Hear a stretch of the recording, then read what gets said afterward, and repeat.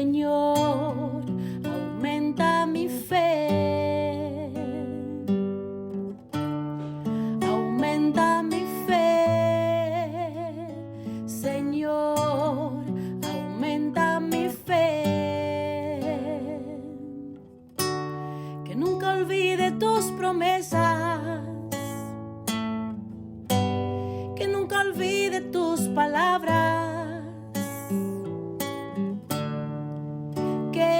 Lo crea, que no lo dude jamás. Tu palabra me dice, todo el que pide se le dará. Y el que toque a la puerta se le abrirá. Todo es posible. Todo es posible para ti, Señor. Aumenta mi fe, Señor. Aumenta mi fe. Aumenta mi fe, Señor. Aumenta mi fe. Aumenta mi fe. Aumenta mi fe. Aumenta mi fe. Aumenta mi fe. Aumenta mi fe. Aumenta mi fe. Aumenta mi fe. Aumenta mi fe. Señor.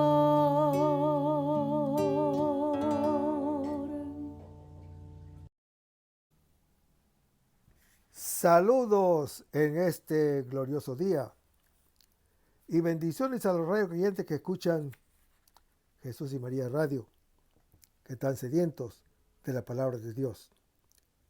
Les envía un saludo a su hermano Américo Tejada, de la parroquia San Simón Stack San José, que está localizada en el Bronx y pertenece a la Arquidiócesis de Nueva York. Estamos aquí todos los lunes de 5 a 6 p.m., hora de Nueva York. En este segmento de estudio bíblico titulado Crece en tu fe, estamos estudiando con ustedes desde un punto de vista bíblico un libro que se titula La Cena del Cordero, o sea, la Santa Misa, al que el autor le llama El cielo en la tierra. El autor y su esposa cuentan el largo viaje que los llevó de evangelios calvinistas hasta la casa paterna de la iglesia. Nos cuenta que fue un camino erizado de dificultades, pero recorrido con una gran coherencia y docilidad a la gracia de Dios, y cuyo motor era el amor a Jesucristo y a su palabra en la Sagrada Escritura. Y el punto de inflexión del acercamiento del autor a la Iglesia Católica fue precisamente la Santa Misa, en la que descubrió brillar con buena luz o con nueva luz la Sagrada Escritura. En este libro, el autor usa el libro del Apocalipsis como referencia y ofrece algunas claves litúrgicas que iluminan el sentido del último libro del Nuevo Testamento. El autor no pretende disolver los símbolos racionalizándolos, sino mostrar su verdadero sentido, para que lleguen al corazón y a la vida de los creyentes. Pero antes vamos a comenzar con una oración y lo hacemos en el nombre del Padre, del Hijo y del Espíritu Santo. Señor, que todo lo que hagamos este día inicie con tu bendición y termine con tu ayuda. Que todo lo que digamos este día sea motivado por tu amor e inspirado por tu gracia. Que nuestras obras de este día reciban tu inspiración y perduren en tu paz. Todas estas cosas, Padre Celestial, te las pedimos en el dulce y poderoso nombre de tu Hijo Jesús, que vive en el unión del Espíritu Santo, quien es Dios, por los siglos de los siglos. Amén. Los créditos de estos estudios son dados al doctor Scott Hahn, a la Biblia de Jerusalén y a la hermana Evelyn Morán y su ministerio de música. A los hermanos y hermanas que viven en el Bronx, para invitarlos a nuestro círculo de oración de la parroquia San Simón Stack San José, que está localizada en el 2191 Wallenstein Avenue, esquina calle 182, comenzando con la misa a las 7:30 p.m. todos los viernes por la noche. Decíamos en el segmento anterior que estábamos comentando sobre el Apocalipsis capítulo 5, donde aquí vemos al Señor Jesús, el Cordero de pie, como degollado, y le llaman el retoño de David, o sea, el Mesías. En el Antiguo Testamento se anuncia oráculos mesiánicos. Leamos las Escrituras. Mire que vienen días, oráculo de Yahvé, en que suscitaré a David un germen justo. Reinará un rey prudente. Practicará el derecho y la justicia en la tierra, lo anuncia el profeta Jeremías en su capítulo 23. Hermanos, el Mesías será de la raza del rey David, hijo de Jesé, y estará lleno del espíritu profético. Hará reinar la justicia entre los hombres, y la paz del paraíso terrestre será el fruto del conocimiento de Yahvé. Aquí también llaman a Jesús León de Judá, que está en Génesis capítulo 49, donde este anuncio velado de un rey nacido de Judá se refiere al rey David, pero en cuanto tipo del Mesías, o sea que de la tribu de Judá surgirá el Mesías. Ahora, retoño de David y león de Judá son dos títulos mesiánicos relacionados con la victoria del Señor Jesús sobre Satanás y el mundo. Y solo Él podrá abrir el libro y sus 7 sellos. Hermanos, el libro simboliza aquí, en concreto, el plan que Dios tiene trazado para la historia universal. Es el libreto de los hechos venideros, que van a formar el contenido de todos los capítulos que siguen, hasta el final del Apocalipsis. Está cerrado con 7 sellos, de modo que nadie tiene conocimiento de su contenido, sino solamente Dios. Pero entonces es entregado al Cordero, es decir, a Cristo Jesús. Esto significa que Cristo, por voluntad del Padre Celestial, es el único que tiene poder sobre la historia universal. Él solo lo puede abrir y leer. Él solo lo puede revelar al apóstol Juan. Él solo puede dirigir soberanamente los acontecimientos allí descritos. Así Cristo mismo ya lo había dicho en su vida terrestre, cuando dijo: el Padre ama al Hijo, por eso le ha puesto todo en la mano. Lo dijo en Juan capítulo 3. Esta entrega, hermano y hermano que me escuchas, del poder, se hizo efectiva en la resurrección. Entonces, podía Cristo decir triunfalmente: a mí se me ha dado todo poder en el cielo y en la tierra. Lo dijo en Mateo capítulo 28. Así lo cantan los seres celestiales. Eres digno de recibir y abrir el libro, porque fuiste degollado. Y con tu sangre nos compraste para Dios. Lo anuncia Apocalipsis capítulo 5. Sí, hermanos, su muerte obediente le mereció el señorío sobre la vida. Esta escena de la entrega del libro a Cristo es central en todo el Apocalipsis. Nos quiere dejar ver que todo lo que le pasa, lo que pasa en la historia, épocas de paz y épocas de persecución, épocas de triunfos y épocas de martirios, épocas de luz y épocas de oscuridad. Todo esto está bajo el dominio de Cristo.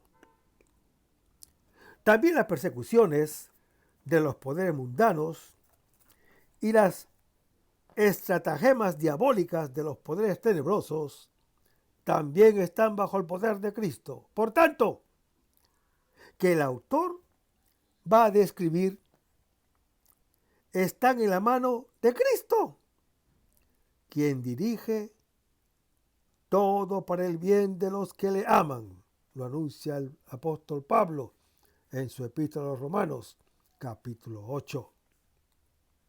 Es notable el modo de escribir a Cristo en el 5º capítulo del Apocalipsis. Por un lado, como león triunfal, que vence los poderes del mal. Y por otro lado, como el Cordero Pascual,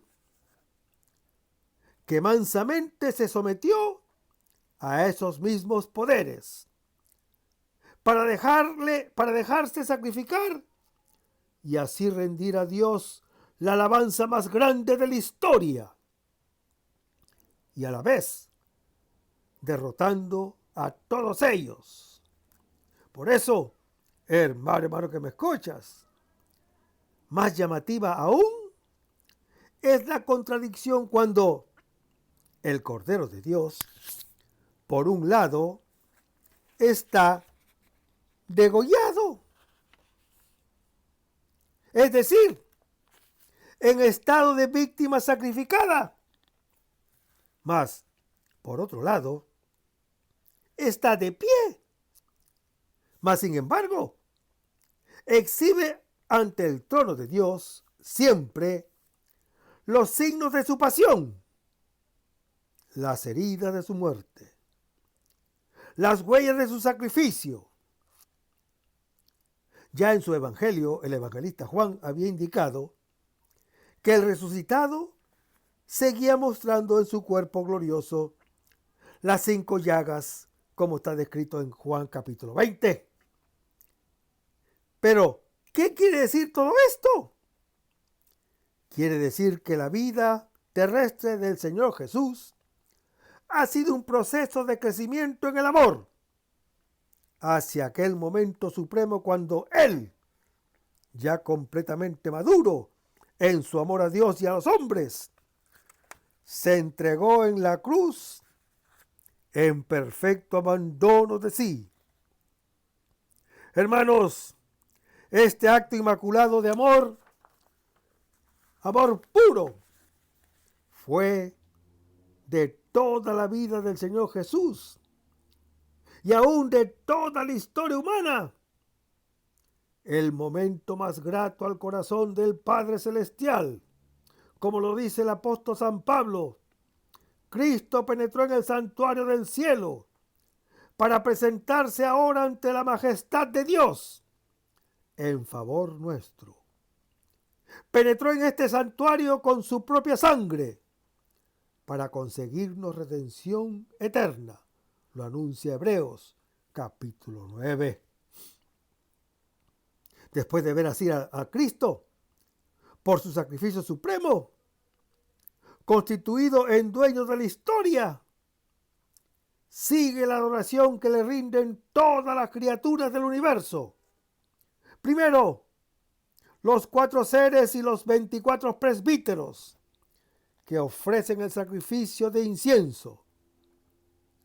Este incienso solía ofrecerse cada día en el templo de Dios, según lo anuncia Lucas capítulo 1. Pero aquí se lo ofrecen a Cristo, para que veas cómo el autor del Apocalipsis defiende la divinidad del Señor Jesús. Le adoran con postración e incienso. Lo adoran como a Dios. Además, hermano que me escuchas, le cantan un cántico nuevo. Es nuevo porque ahora se canta a Cristo, lo que antes se cantaba solo a Dios. y la escritura dice, eres digno. El tema de este canto es acción de gracias por la obra de la redención. Pero además de estos representantes de la creación material, también la creación espiritual, es decir, los innumerables ángeles, también tienen que adorarlo, pues el Cristo hecho carne es cabeza, no solo de los hombres, sino aún de los ángeles, como lo anuncia Hebreos capítulo 1 y Colosenses capítulo 1. Hermanos, ante su carne sangrienta y glorificada, tienen que postrarse aún los espíritus más altos. Por fin, se funden en una sola adoración las voces de las criaturas espirituales y materiales, en cielo, en tierra y en abismo. Así se cumple lo que San Pablo escribió. En el nombre de Jesús tiene que doblársela toda rodilla, en el cielo, en la tierra y en el abismo. Y toda lengua tiene que confesar que Jesús es el Señor. Y lo anuncia en Filipenses capítulo 2. Hermanos, este doblar de toda rodilla solo le pertenecía a Yahvé. Lo proclama el profeta Isaías cuando habla de parte de Dios y dice: yo juro por mi nombre, de mi boca sale palabra verdadera y no será vana, que ante mí se doblará toda rodilla y toda lengua jurará diciendo: solo en Yahvé hay victoria y fuerza. Lo anuncia Isaías en su capítulo 45. El león es regio. El león es fuerte. El león es ágil. Nadie se atreve con el rey de los animales. Pero el león de Judá apenas tiene una fugaz aparición en el libro del Apocalipsis. Mientras tanto, el cordero domina, apareciendo no menos de 28 veces. Gobierna ocupando el trono del cielo. Pero vayamos a Apocalipsis capítulo 22, donde vemos que se relata la Jerusalén celestial, que es la Jerusalén mesiánica. La idea que la ciudad baja del cielo expresa el hecho de que la felicidad celestial es un puro don de Dios. No es el hombre mismo quien por sus propios esfuerzos se la construye o merece. Por fin sale la imagen del paraíso, que no existió en el pasado, sino que fue la gran promesa para el futuro. En lugar de alejarnos cada día que vivamos un paso más de él, es así que cada día nos acercamos un poco más a esta felicidad esperada. Por eso aquí vuelven a aparecer el manantial de agua y el árbol de la vida que está descrito en Génesis capítulo 2. Hermanos, en el jardín de Edén, la primera pareja había tratado de arrebatar por sus propias fuerzas el fruto de ese árbol, para así llegar a ser iguales a Dios, como lo relata Génesis capítulo 3. Pero no es así como Dios quería que el hombre goce junto a él de vida inmortal y eterna, sino Dios quiere dársela gratuitamente, por pura adoración y gracia, a quien le ame. De hecho, nos ha dado ya esta vida eterna en su Hijo Jesucristo. Pues, así como Dios Padre tiene vida en sí mismo, así también le ha concedido al Hijo tener la vida en sí mismo. Y le ha dado el poder.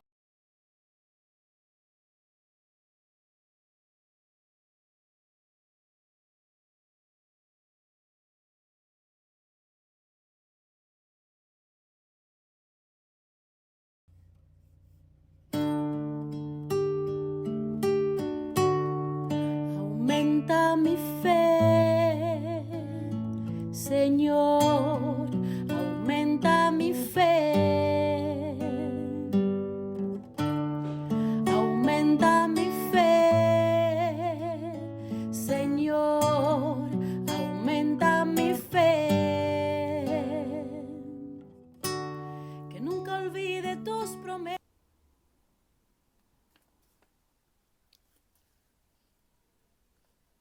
De hecho, nos ha dado ya esta vida eterna en su Hijo Jesucristo. Pues, así como Dios Padre tiene vida en sí mismo, así también le ha concedido al Hijo tener la vida en sí mismo, y le ha dado el poder de dar la vida a los que Él quiera. Lo anuncia el Señor Jesús en Juan capítulo 5.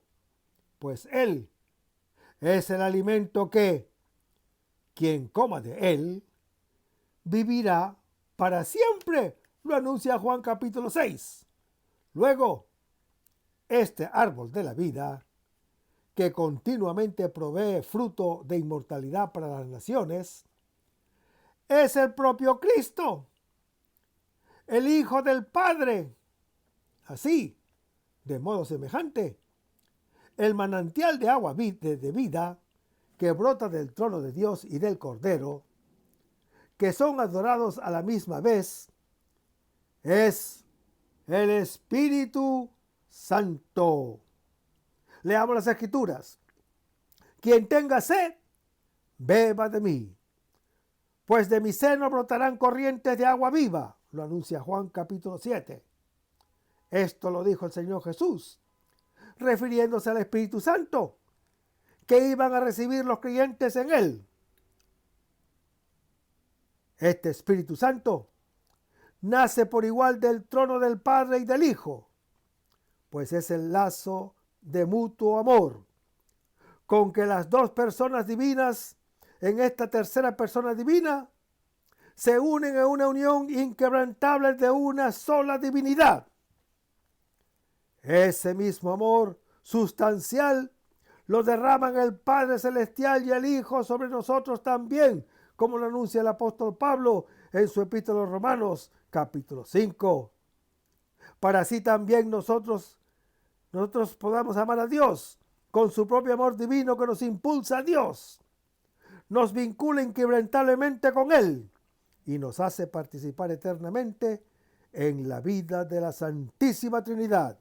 Por eso, hermano que me escuchas, mientras Adán y Eva trataban como ladrones de robarse insolentemente el don de la vida divina, y por eso fueron maldecidos por Dios, pero al final de los tiempos ya no habrá maldición alguna, sino gratuitamente, como don de su amor, Dios nos hará participar de su propio gozo trinitario en el paraíso celestial que Cristo nos mereció en la cruz, donde a nosotros todos, como ladrones, pudo prometer: hoy estarás conmigo en el paraíso, como lo anuncia Lucas capítulo 23.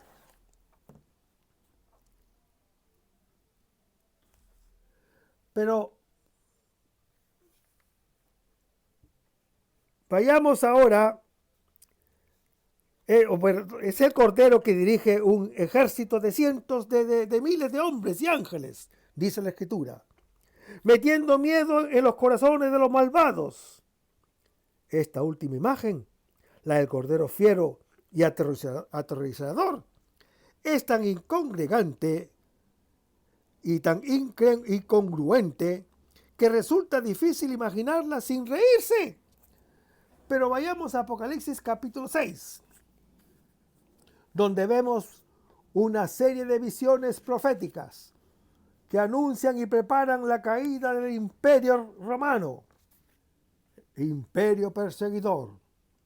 Los jinetes representan también las plagas prometidas en otro tiempo al Israel infiel, de bestias salvajes, guerra, hambre, pestilencias prometidas en Levítico capítulo 26, con la imagen del Cordero, hermano que me escuchas, que abre sucesivamente los 7 sellos. El apóstol San Juan va mostrando el sentido profundo de la historia bajo el señorío de Cristo y el significado de las desgracias que afligen a la humanidad. Al abrir el Cordero los primeros 4 sellos, sale cada vez un jinete a caballo, un jinete de color blanco, un jinete de color rojo, un jinete de color negro y un jinete de color verde. Estos 4 simbolizan las grandes plagas universales que suelen azotar a la humanidad y de la que oramos en la liturgia de la iglesia, de la peste, del hambre y de la guerra. Líbranos, Señor. Pues el primer jinete simboliza las guerras e invasiones extranjeras. El segundo está por las guerras civiles. El tercero representa hambre y carestía. Y el cuarto jinete es la epidemia mortal y la peste.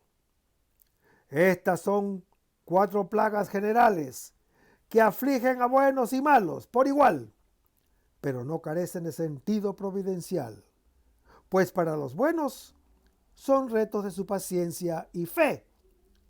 Así los sufrimientos los van purificando cada vez más para Dios. En cambio, hermano que me escuchas, para los malos, estas plagas son castigos todavía en la tierra, para hacerles recapacitar y convertirse, no sea que después se vean para siempre castigados en el fuego eterno. En los versículos 9 al 11 empiezan los últimos 3 sellos que tratan de la persecución anticristiana y sus efectos para buenos y malos. Este quinto sello nos muestra a las víctimas de las persecuciones. Están bajo el gran altar del holocaustos en el templo del cielo. Esto significa que ellos mismos, por su vida y su muerte, han sido víctimas agradables a Dios. Para entender la imagen algo extraña de qué están, por qué están debajo del altar, es de saber que en el antiguo templo de Jerusalén había debajo del altar una cueva. Estaba mandado que los sacerdotes, cuando quemaban la carne de las víctimas en el altar, derramasen la sangre al pie del altar, donde se congregaba en aquella cueva, según lo describe Levíticos capítulo 4. Como sabes, la sangre simbolizaba la vida o el alma. Luego, al congregarse para Dios, la sangre de las víctimas en la cueva debajo del altar era como si Dios allí acogía el sacrificio de la vida de esas víctimas. Por eso, hermano que me escuchas, también aquí la muerte violenta de los mártires fue un sacrificio grato de su vida para Dios. De modo que este recoge su sangre, es decir, su vida o su alma. Dios la recoge en su seno, donde ya ahora disfrutan de la gloria celestial, simbolizada por el vestido blanco. Estos mártires, hermano que me escuchas, gritan con fuerte voz, pues, según Génesis capítulo 4, la sangre injustamente derramada reclama de Dios que se haga justicia contra el asesino. Desde luego, en el caso de Cristo, cuya sangre los judíos reclamaron sobre sí en Mateo capítulo 27, y que clama ahora a Dios más que la sangre de Abel, según lo explica Hebreo capítulo 12. Y en el caso de sus mártires, este clamor de la sangre por recibir justicia no busca tanto el castigo de los culpables, sino más bien reclama de Dios el perdón y la misericordia sobre sus verdugos. Así lo vemos en el Señor Jesús cuando dice: Padre, perdónalos porque no saben lo que hacen, en Lucas capítulo 23. Así lo vemos también en el primer mártir de la Iglesia Católica, el diácono San Esteban, cuando al borde de la muerte dice: Señor, no le tengas en cuenta este pecado, en Hechos capítulo 7. Hermanos, en este pasaje, el autor quiere contestar a una pregunta angustiosa de los primeros cristianos. ¿Qué pasa con los fieles que mueren antes del juicio final? ¿Están meramente dormidos, como dicen muchos sectarios protestantes, o van ya ahora al cielo? El apóstol San Juan contesta que ya van ahora al cielo. Lo mismo que el apóstol San Pablo había dicho, que el justo al morir inmediatamente estaría con Cristo, o estará con Cristo en un estado mucho mejor que la vida terrestre, y lo anuncia en Filipenses capítulo 1. Por favor, léanlo. El apóstol Juan añade que el periodo intermedio antes del juicio final depende del número de los que serán salvados, pero que todavía viven en la tierra. Por eso, los bienaventurados en el cielo oran por ellos, para que perseveren y así, cuanto antes se complete el número de los elegidos. Así aceleran la venida del gran día del juicio, el juicio final. El sexto sello abre dos perspectivas. Por un lado, los preparativos del juicio, que va a caer sobre los perseguidores. Y por otro lado, la protección divina, que preservará a los justos y perseguidos. El juicio que se acerca para los perseguidores es descrito en imágenes cósmicas, tomadas de lenguas o de lenguaje figurativo que solían usar los profetas. Vayamos a las Escrituras. Oiga la tierra y cuanto hay en ella. ¿Qué ira tiene Yahvé contra las naciones y cólera contra todos los ejércitos? Los ha anatematizado, las ha entregado a la matanza. Sus heridos, ya sentados de sus cadáveres, sube el hedor, y sus montes corroen o chorrean sangre. Lo anuncia el profeta Isaías en su capítulo 34. Sin embargo, para el apóstol San Juan, este del Cordero es un tema serio. Para el apóstol San Juan, los títulos Cordero y Cordero de Dios se aplican a Jesús. Casi exclusivamente en los libros del Nuevo Testamento que se atribuyen a Juan, como es el cuarto evangelio y el Apocalipsis, aunque otros libros del Nuevo Testamento como estamos en Hechos capítulo 32. Dicen que Jesús es como un cordero en ciertos aspectos. Solo Juan se atreve a llamar a Jesucristo el Cordero de Dios.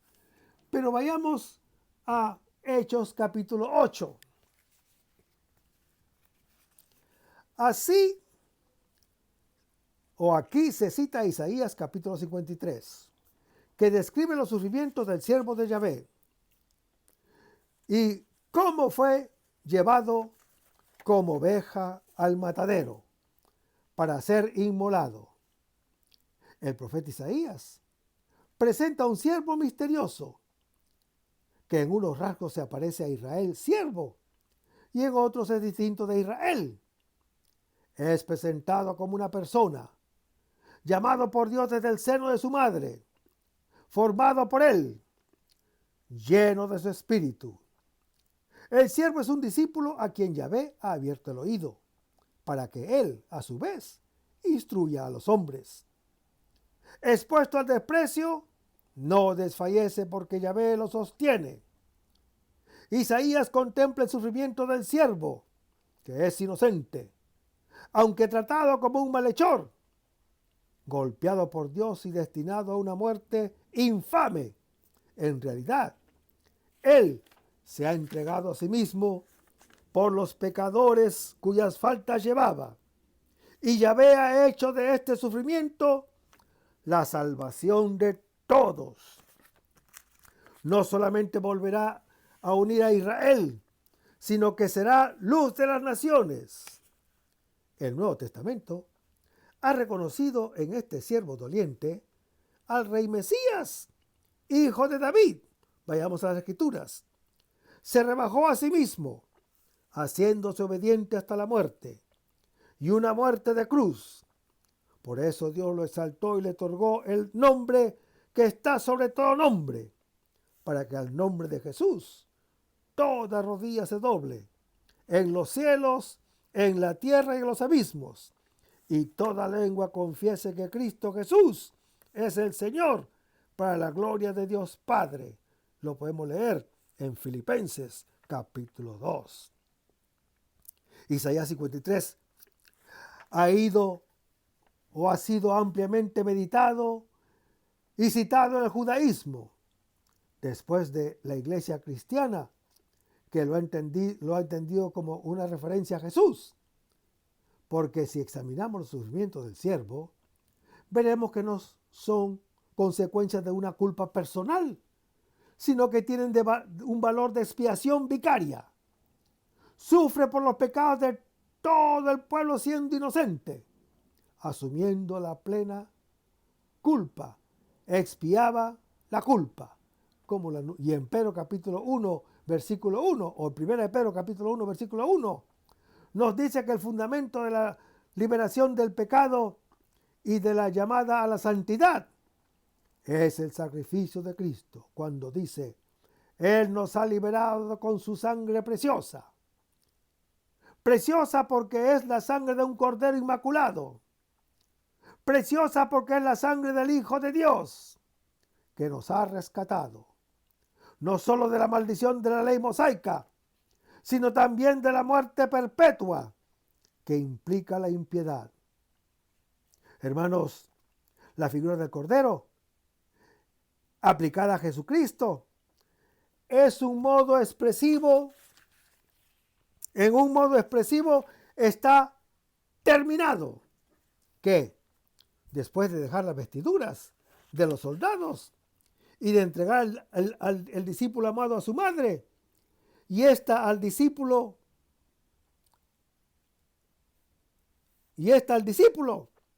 la hora de la gloria hacia la cual tendía su vida ha llegado. La creación nueva está cumplida. Él mismo es la criatura nueva. El Hijo de Dios que ama con el mismo y único amor al Padre Celestial y a todos nosotros. Pero lo que en la cruz se lleva a término, a los pies de la cruz, apenas ha comenzado con la madre y el discípulo amado. Su misión está cumplida. La obra del Padre Celestial realizada. La salvación conquistada. Los frutos de la vida y del sacrificio del Señor Jesús pueden ya derramarse sobre el mundo entero. Nada falta. Puede ya cumplirse la Escritura. El Señor Jesús tiene sed de ello. La efusión del Espíritu Santo anunciada por los profetas puede ya venir a inaugurar los tiempos mesiánicos en toda plenitud y sellar la nueva alianza con el corazón de una humanidad regenerada, anunciada en Jeremías capítulo 31, Ezequiel capítulo 36, Isaías capítulo 32, Joel capítulo 1, Joel capítulo 3 y Zacarías capítulo 4. El tengo sed del Señor Jesús en la cruz expresa una sed más de dar que de recibir. Y así como la samaritana le ofrecía el agua viva, el don de Dios es el Espíritu Santo. Ahora hace lo mismo. Tiene profunda sed de dar el mismo don de Dios, de entregar a todos nosotros el Espíritu Santo, prometido en las Sagradas Escrituras y conquistado con su misión ya cumplida y con su exaltación en la cruz. El vinagre es vino dañado. Esta vasija está llena de vinagre. El suplicio de la cruz producía también un gran deshidratación y era costumbre ofrecer agua mezclada con vinagre a los crucificados para mitigar su sed. El gesto de darle vinagre, no se dice quién cumple esta acción, podría indicar piedad. El hisopo alude a la sangre.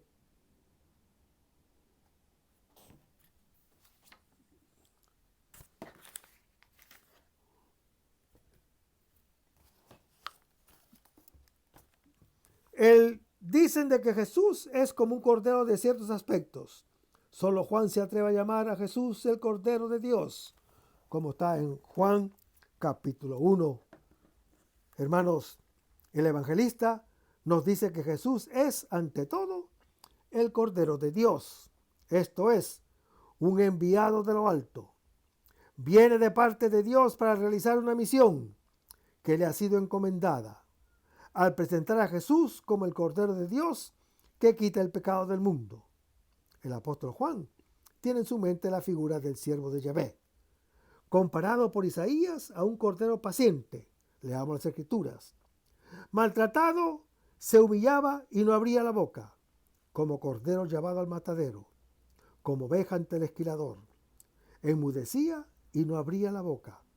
Él cargó con el pecado de muchos e intercedió por los pecadores, lo anuncia Isaías capítulo 53. El evangelista Juan aplica al Señor Jesús el texto profético, pero mediante dos retoques le imprime un sentido mucho más profundo. Hermanos, Jesús, el siervo y cordero de Dios, no solamente carga y toma sobre sí el pecado de muchos, sino que lo quita, lo destruye, lo hace desaparecer. Además, sustituyendo la frase el pecado de muchos por el pecado del mundo, el autor proclama el universalismo de la salvación obrada por Jesús. Él ha venido para hacer desaparecer el pecado de la humanidad. En su amplitud total, se puede decir que el autor está pensando también el Cordero de la Pascua judía. Pero para el apóstol Juan, Jesús ha sustituido el Cordero Pascual. En efecto, él nota que eran las 12 del día cuando Pilato entregó a Jesús para ser crucificado. Esto es a la misma hora que comenzaba en el templo la inmolación de los corderos en la Pascua judía. Y más adelante, cuando narra que a Jesús no le rompieron las piernas, observa que esto sucedió para que se cumpliera las Escrituras. No se le romperá ningún hueso, lo dice Juan capítulo 1, capítulo 19. Es de saber que esta prescripción del Éxodo capítulo 12 se refería al Cordero Pascual. Jesús es, pues, como el Cordero de Pascua, un Cordero que proclama liberación, pero una liberación radical. La liberación de la esclavitud del pecado.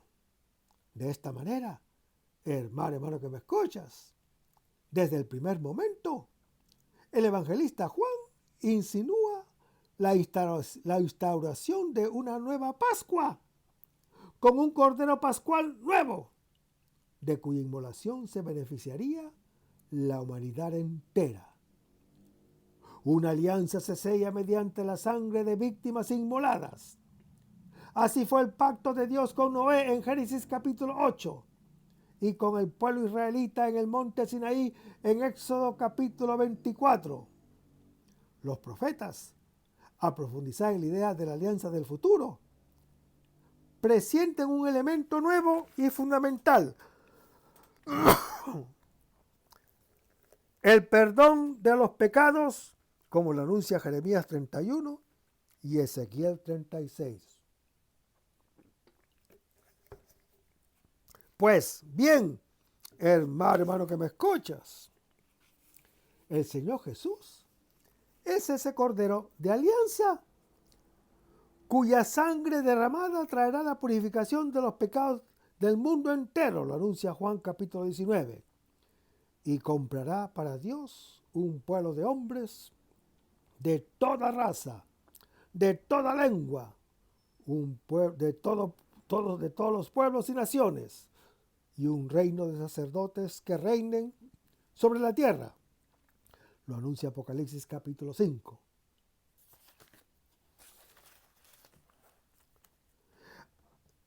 Sabemos que el Cordero es central tanto para la misa como para el libro del Apocalipsis. Sabemos quién es el Cordero. Sin embargo, si queremos experimentar la misa como el cielo y la tierra, necesitamos saber más. Necesitamos saber qué es el Cordero y por qué le llamamos Cordero. Para averiguarlo, hermano que me escuchas, hemos de regresar en el tiempo hasta casi al comienzo mismo. Para el antiguo Israel, el Cordero se identificaba con el sacrificio, y el sacrificio es una de las formas primordiales del culto. Ya al principio, en la segunda generación, descrita en el Génesis, encontramos en el relato de Caín y Abel el primer ejemplo conservado de un sacrificio. Caín hizo al Señor una ofrenda del fruto de la tierra, y Abel la hizo de primogénitos de su ganado y de la grasa de los mismos. Lo anuncia Génesis capítulo 4. A su debido tiempo, encontramos similares holocaustos hechos por Noé en Génesis capítulo 8, Abraham en Génesis capítulo 15, Jacob en Génesis capítulo 46 y muchos otros más. En el Génesis, los patriarcas estaban siempre levantando altares, y los altares servían principalmente como lugares de sacrificio. Además de quemar víctimas, los antiguos derramaban libaciones u ofrendas de vino. En los sacrificios del libro del Génesis hay dos que merecen nuestra atención más cuidadosa. El de Melquisedec, que está en Génesis capítulo 14, donde aquí vemos que Melquisedec, sacerdote de Dios Altísimo, ofreció pan y vino. La tradición judía, según el Salmo 76, ha identificado a Salem con Jerusalén. El Dios Altísimo, que adora el rey sacerdote Melquisedec, se identifica como el Dios de Abraham. El Salmo 110 presenta a Melquisedec como figura del Mesías, rey y sacerdote. La epístola a los Hebreos citará muchas veces a Génesis capítulo 14, a favor de Jesús, entronizado como sacerdote por Dios solo. Así pues, al margen del sacerdocio levítico y de una manera irrevocable, en Hebreos se explica con amplitud cómo este salmo se cumple en el Señor Jesucristo, el Hijo de Dios, en cuanto que Él es el sacerdote eterno según el orden de Melquisedec. Hermanos, el Señor Jesús no pertenecía a la tribu de Leví, como tampoco el rey del que se habla en el Salmo 110. Por eso el autor de Hebreos señala también que el sacerdocio levítico era transitorio. En Génesis capítulo 14 se reseña la relación de Abraham con Jerusalén y con su rey, mostrando que aquí se adoraba al verdadero Dios, creador del cielo y de la tierra, con el nombre de El Elión, oh Dios Altísimo. El pan y el vino son ofrecidos entre las primicias de la tierra, como sacrificios en señal y reconocimiento al Creador. Los padres de la tierra han visto en este sacrificio una figura de la Eucaristía y del sacrificio de la misa, interpretación aceptada por la Iglesia Católica en el canón romano. El nombre de Elión, Abraham recibe la bendición de Melquisedec. Es también significativo que Abraham entrega a Melquisedec el diezmo de todo, reconociendo su derecho a recibirlo, según lo anuncia Hebreos capítulo 7. También vemos el sacrificio de Abraham y de Isaac en Génesis capítulo 22. Pero Melquisedec aparece como el primer sacerdote mencionado en la Biblia, y muchos cristianos, siguiendo Hebreos capítulo 7, le han dado como un anuncio revelado de Jesucristo. Melquisedec era sacerdote y rey, combinación rara en el Antiguo Testamento, pero que sería aplicada más tarde a Jesucristo. El Génesis describe a Melquisedec como rey de Salem, una tierra que llegaría a ser más adelante Jerusalén, que significa ciudad de la paz, como lo anuncia el Salmo 76. Jesús se alzaría un día como rey de la Jerusalén celestial y de nuevo como Melquisedec, príncipe de la paz. Finalmente, el sacrificio de Melquisedec es extraordinario en cuanto que no implicaba animales. Ofreció pan y vino, como haría Jesús en la última cena, cuando se instituyó la Eucaristía. El sacrificio de Melquisedec terminó con una bendición sobre Abraham. Pero vayamos ahora a Hebreos capítulo 7.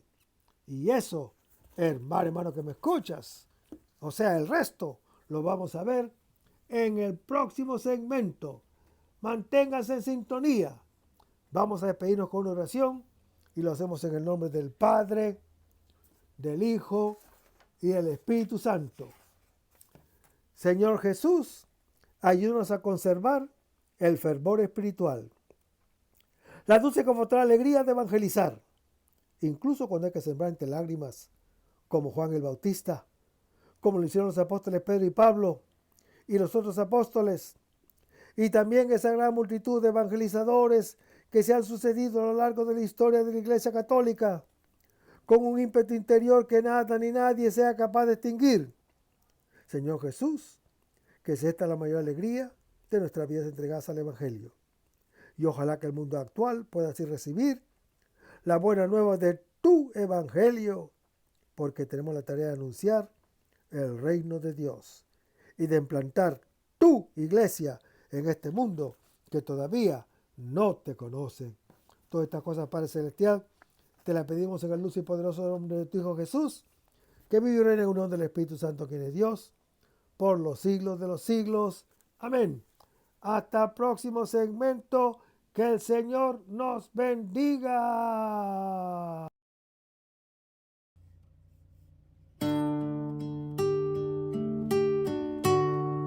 Aumenta mi fe, Señor, aumenta mi fe.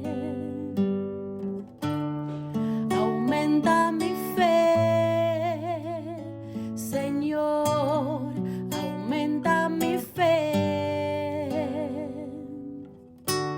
Que nunca olvide tus promesas,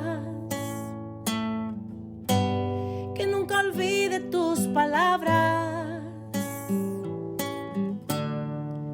que Él lo crea, que no lo dude jamás.